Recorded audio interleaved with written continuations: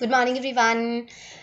We have completed our syllabus for the final term. हमने chapter number 12 भी कर लिया है. Now we will start with the revision of all the chapters. जो questions हमारे रह गए हैं, कुछ questions जो repeated थे वो हमने छोड़े थे. So we will do those questions also in the revision. लेकिन आज की class में we will do one test paper that is given to you at the last of your book. है ना, आपकी बुक में चैप्टर नंबर 12 के बाद लास्ट में एक टेस्ट पेपर 2 गिवन है. We will do that in today's class, and after that from next week we will start with the revision of all the chapters of the syllabus. This is the test paper जो आपको given है chapter के सबसे and में given है, पूरी book के and में आंसर्स से पहले. So question number 1 is complete the following patterns. अगर हम पैटर्न को देखें ध्यान से, फिलहाल हम ए पार्ट पे अगर नोटिस करें, so this is 7 then 14 then 21 then 28 then 35. It is 7 times table. 7 का टेबल है ना, 7 1s are 7, 2s are 14, 7 3s are 21. तो हमें सबसे पहले चीज़ों को अच्छे से ऑब्जर्व करना होगा, है ना. तो इस हिसाब से अगर 7 5s are 35 होता है, then 7 6s are 42 and 7 7s are 49. So these two are the next number of this pattern. B part में क्या है, 2 then 12 then 22 then 32 then 42. That means ones place same है सबका, है ना, 2 2 2 2. ओनली टेंस प्लेस चेंज होता जा रहा है. पहले कुछ नहीं था, दैट मीन्स 0 देन 1 देन 2. इसका मतलब यहाँ पे 10 10 नंबर्स आगे बढ़ते जा रहे हैं. तो अब अगर ये 42 है तो next should be 52. Ones place same रहेगा, टेंस प्लेस चेंज हो जाएगा. Similarly next will be 62. So these are the two numbers in this pattern. Question number 2, because अभी अभी हमने रिसेंटली टेलीमार्क्स के बारे में पढ़ा है. जब भी हमें कोई क्वेश्चंस के आंसर्स देने होते हैं, सबसे पहले हमें ये पता होना चाहिए कि एक्चुअल में इन टेलीमार्क्स से कौन से नंबर्स रिप्रेजेंट हो रहे हैं. First number is 5 + 4, that means 9. No, then next will be 5 + 2, that means 7. Next is 4. So we will write 4 here because 4 simple lines and 4 lines 1 crossing line, that means 5. अभी मुझे numbers पता चल गए हर एक टेलीमार्क के. अब मैं क्वेश्चंस के आंसर्स दे सकती हूँ easily. How many students like computers. Computers के लिए कितने स्टूडेंट्स हैं, 5 students. So we can write here 5 students. You will write this whole spelling. How many students like science. कितने स्टूडेंट्स को साइंस पसंद है. तो where is the science, this is the science. How many students are there, 7. So we can say okay 7 students को science पसंद है. Which is the most liked subject. सबसे ज़्यादा पसंद कौन सा सब्जेक्ट आता है लोगों को, मैथ्स. वाई, बिकॉज मैथ्स में सबसे ज़्यादा स्टूडेंट्स हैं, दैट मीन्स 9 स्टूडेंट्स हैं. तो हम बोल सकते हैं कि maths is mostly liked subject.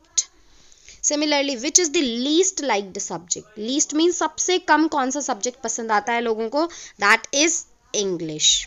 Is it so, क्या इंग्लिश सबसे कम पसंद है. Only 4 students like English. So we will write here least जो लाइक्ड सब्जेक्ट है, that is English only. So this is how we will answer these telemarks questions. Now coming to the next question, question number 3, जो मैं आपको notebook में करके दिखाऊंगी. Again I will not do all the parts because approximately सारे parts एक जैसे हैं, बिकॉज किलोमीटर एंड मीटर में भी 1000 का ही गैप होता है, मिलीलीटर्स में भी 1000 का ही गैप होता है, एंड ग्राम एंड किलोग्राम्स का भी जो रिलेशन होता है दैट इज़ 1000. तो ये तीनों पार्ट्स अप्रॉक्सीमेटली एक जैसे हैं. एक पार्ट मैं आपको करके दिखाऊंगी, other parts you have to do. Similarly B and F part एक जैसे हैं, एंड ई पार्ट मैं आपको करके दिखाऊंगी बिकॉज वो थोड़ा मनी से रिलेटेड है, थोड़ा सा डिफरेंट है. कन्वर्ट द फॉलोइंग, हमें कन्वर्ट करना है 2525 पैसे, बिकॉज हमें पता है कि 1 रुपी इज इक्वल टू 100 पैसे. दैट मीन्स 2 zeros वाला नंबर हो गया. इसका मीनिंग क्या हुआ कि जो राइट साइड से 2 डिजिट्स हैं, दोज आर रिजर्व्ड फॉर पैसे. जो बचा हुआ पोर्शन होता है, अगेन यहाँ पे 25 ही बच गया है, that will come into the rupees portion. So we can say okay 25.25. This point is separating your rupees from paise. Right side पे जो है that is paise and left side पे जो है that is rupees. Now if we come to the 9000 paise, again right side पे जो दो zeros हैं दोज आर फॉर पैसे, नो बीच में पॉइंट लगेगा, एंड द लेफ्ट साइड पे जो बच गया है दैट इज 90, वो हमारा रुपीज हो जाएगा. So it means this is 90.00. Rupees 18, तो कितने पैसे हो जाएंगे, बिकॉज 1 रुपी में अगर 100 पैसे हैं तो 18 रुपी में 1800 पैसे होंगे. So we can write here 1800.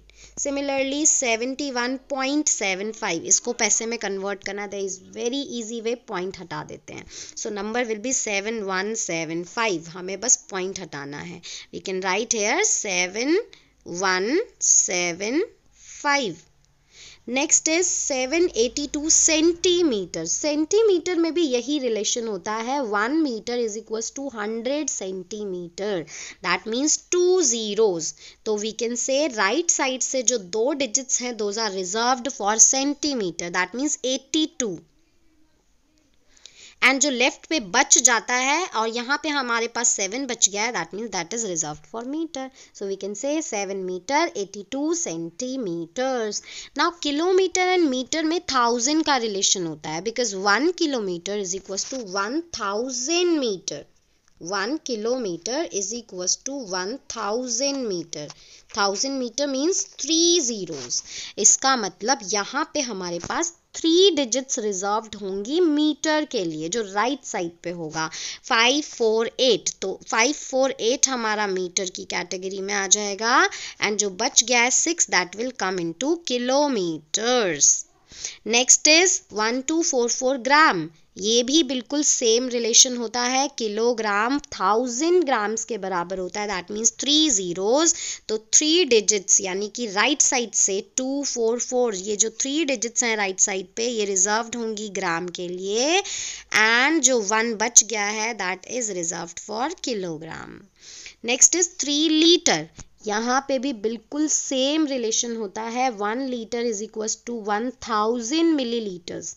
तो 3 लीटर्स कितने के बराबर हो जाएगा, 3000 मिलीलीटर्स के इक्वल हो जाएगा. Next is 4 kg. सो अगर 4 kg 1 किलोग्राम 1000 ग्राम्स के इक्वल है, तो 4 kg और 4 kilograms will be equal to 4000 grams.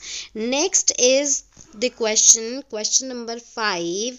It is now 30 minutes to 1. 30 minutes to 1 का मीनिंग होता है कि 1 अभी हुआ नहीं है, 30 मिनट्स और हैं 1 o'clock होने में. तो ये टाइमिंग हमें गिवन है, तो हमसे पूछा हुआ है कि after 7 hours 15 minutes, that means 7 hours 15 minutes के बाद जो टाइम होगा वो क्या होगा. We will find that also on the paper. Start with this part. 15 kilometre 48 metre minus 7 kilometre 49 metres. तो हम क्या करेंगे यहाँ पे, सबसे पहले बिकॉज हमें पता है जो लेफ्ट साइड पे लिखा हुआ होता है that is the bigger unit, and जो राइट साइड पे होती है वो स्मॉलर यूनिट होती है ना. तो we will write it as 15 kilometre and 48 metre. But एक चीज़ हमें बहुत ध्यान देनी है, वो ये है कि हमें पता है 1 kilometre is equals to 1000 metres होता है. That means 3 zeros. तो वी कैन से कि 3 डिजिट्स रिजर्व्ड होनी चाहिए मीटर के लिए, बट ये तो 2 ही डिजिट्स हैं, तो हम क्या करेंगे, इससे पहले 1 0 और पुट कर देंगे so that there is no change in the number. ये अभी भी 48 मीटर ही कहलाएगा, है ना. Next is 7 kilometre. Always start writing from right side. Right side से ही लिखते हैं हम हमेशा, और माइनस करना है हमें 7 किलोमीटर एंड 49 मीटर्स. ये भी ओनली 2 डिजिट्स है, इसके भी मैंने पहले 0 लगा दिया so that there is no change in the number, लेकिन 3 डिजिट्स हमारी मीटर के लिए रिजर्व्ड रहें. अब हम स्टार्ट करेंगे माइनस करना. 8 माइनस 9, इज इट पॉसिबल? नहीं है. 8 में से हम 9 को माइनस नहीं कर सकते. क्या करना पड़ेगा, बोरो लेना पड़ेगा. This will become 3 now and this will become 18. So 18 minus 9 is 9. 3 minus 4 again not possible. Borrow लेंगे 0 से, नो. 0 तो दे ही नहीं सकता है, तो खुद ही 0 है, तो यहाँ से लेके जाएंगे बोरो को। ये 5 जो है वो 4 बन जाएगा। सबसे पहले तो ये 0 को देगा, so this 0 will become 10 now. अब क्योंकि बोरो तो इसको चाहिए, सो ये 10 भी यहाँ से हटेगा, 9 बन जाएगा, and this 3 will become now 13। अब हम बोल सकते हैं 13 minus 4 is again 9, and 9 minus 0 फिर से 9, 4 माइनस 7 नॉट पॉसिबल। क्या करना पड़ेगा, बोरो लेना पड़ेगा, ये 0 बन जाएगा, and this will become 14 now. So 14 minus 7 is 7। सो हमारा आंसर क्या हो जाएगा, 7 किलोमीटर 999 मीटर्स। तो इसी की तरह जो किलोग्राम या लीटर वाले क्वेश्चंस हैं वो बिल्कुल ऐसे ही हैं। जो छोटी यूनिट है राइट साइड पे रहेगी, एंड 3 डिजिट्स उनके लिए रिजर्व रहेंगी। Next question is 1/9 of 63। इसको हम कैसे सॉल्व करेंगे, हमें क्या करना है, 63 के 9 पार्ट्स करने हैं, और उनमें से जो 1 पार्ट होगा वो कितना होगा, we have to find that, है ना। तो उसके लिए हम सिंपली क्या करते हैं, जस्ट 63 को डिवाइड कर देते हैं 9 से। अब हम जब 63 को 9 से डिवाइड करेंगे, what will we will get, 9 7s are 63, so answer is 7. So this was so simple. E part, this is for money.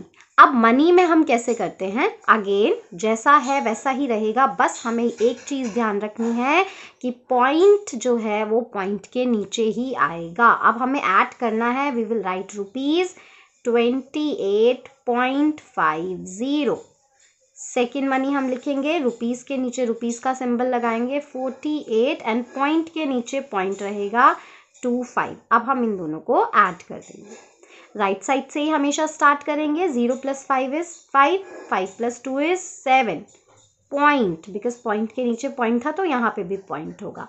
8 + 8 16, 1 will be carry, 1 + 2 3 + 4 is 7. So answer will be ₹76.75. Now the last question was कि 30 minutes to 1. What is the meaning of this first? इसका meaning है कि अभी 1 o'clock हुआ नहीं है, अभी 30 minutes बाकी हैं 1 o'clock होने में।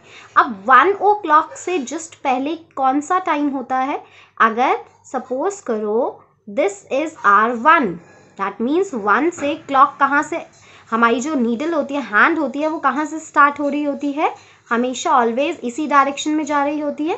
दैट मीन्स कि वो 12 से अब 1 पे जाएगी।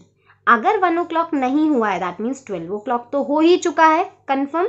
सो 12 o'clock हो चुका है, बट अभी 1 o'clock होने में अगर 30 मिनट्स बाकी हैं, दैट मीन्स यहाँ से भी 30 मिनट्स हो चुके हैं। क्यों, क्योंकि टोटल 12 से 1 o'clock होने के लिए 60 मिनट्स का पूरा डिस्टेंस होता है। तो अगर 30 मिनट्स बाकी हैं तो बचे हुए कितने हो गए, 30 minutes that have been covered. तो हम बोल सकते हैं 12:30 इसका मीनिंग हुआ, हमने टाइम में किया था। We will revise this also. तो after 7 hours and 15 minutes, 7 hours 15 minutes के बाद टाइम क्या होगा, we can check from the clock also, because अभी 12:30 हो रहा है। दैट मीन्स जो छोटी वाली हैंड है वो 12 पे है, एंड जो बड़ी वाली हैंड है दैट इज एट 6। तो अब जब ये घूमेगी 7 hours के बाद, ऑब्वियसली 12 o'clock है, 1 o'clock 1 hour हो गया, 2 o'clock 2 hour हो जाएगा, 3 o'clock 3 hours हो जाएंगे, 4 o'clock 4 hours, 5 o'clock 5 hours, 6 o'clock 6 hours, 7 o'clock 7 hours, है ना, 7 hours हो गए। उसके बाद 15 मिनट्स और आगे टाइम बढ़ेगा। दैट मीन्स अगर अभी 30 मिनट्स हैं, उस 30 मिनट्स में 15 मिनट्स और आगे चले जाएंगे हम। So there is an easy way to find the time. वो हम क्या करते हैं, अभी हमारे पास 12:30 है, दैट मीन्स 12 hours हो रहे हैं, एंड मिनट्स जो हैं दोज आर 30। हमें आगे जाना है, after means we have to go further, हमें आगे जाना है। That means we will add the time, 7 hours 15 minutes को हम ऐड करेंगे। हमारे पास क्या आ जाएगा, 5, 3 + 1 is 4, दैट मीन्स 45 मिनट्स होंगे। एंड ये आवर्स कितने हो जाएंगे, 2 + 7 इज 9, 1 ही रहेगा, 19 आवर्स। पर क्या हमने कभी क्लॉक में 19 आवर देखा है? We always see from 1 to 12 only, 19 तो कुछ नहीं होता। तो इस 19 का क्या मीनिंग होता है? 19 का मीनिंग होता है अभी अगर दिन के 12 o'clock हो रहे हैं तो अब जो नेक्स्ट टाइम होगा वो सीधा 1 o'clock होगा, दैट मीन्स 1 आवर होगा। या फिर हम इसको अगर 24 आवर के हिसाब से बोल सकते हैं तो दिन के 12 के बाद अब ये 13 हो चुका है। सिमिलरली अगर 14th पे जा रहा है दैट मीन्स 2 o'clock हो रहा है। सिमिलरली अगर 15th पे जा रहा है दैट मीन्स 3 o'clock हो रहा है। या हम सिंपली बोल सकते हैं कि 12 में हमने कितना नंबर ऐड किया हुआ है 19 लाने के लिए, दैट इज 7। अगर हम 12 में 7 ऐड कर देते हैं that means we will come to the 19। इसका मीनिंग ये हुआ कि एक्चुअल में 19 नहीं, that will be 7 o'clock and कितने मिनट्स, 45 मिनट्स। तो we can say the time is 7:45। अब इसको हम वर्ड्स में कैसे रीड कर सकते हैं 7:45 को? या तो हम इसको ये बोल सकते हैं कि 45 मिनट्स पास्ट, मीन्स 7 o'clock को हुए 45 मिनट्स और हो चुके हैं। या हम इसको ये भी बोल सकते हैं 15 मिनट्स अभी बाकी हैं 8 o'clock होने में। या हम बोलेंगे 15 minutes to 8। This is how we read the time, क्योंकि 7 o'clock को हुए आधे से ज़्यादा टाइम निकल चुका है, हाफ से भी ज़्यादा टाइम, बिकॉज 30 मिनट्स पे हाफ होता है और 30 मिनट से ज़्यादा मीन्स आधे से ज़्यादा टाइम जब निकल गया है तो हम फिर 7 को नहीं रीड करते, then we wait for the next time. अब हम नेक्स्ट टाइम के लिए वेट कर रहे हैं 8 o'clock के लिए, तो हम उसको बजाय ये बोलने के कि 45 मिनट्स पास्ट 7, ये नहीं बोलेंगे, we will call it as 15 minutes to 8।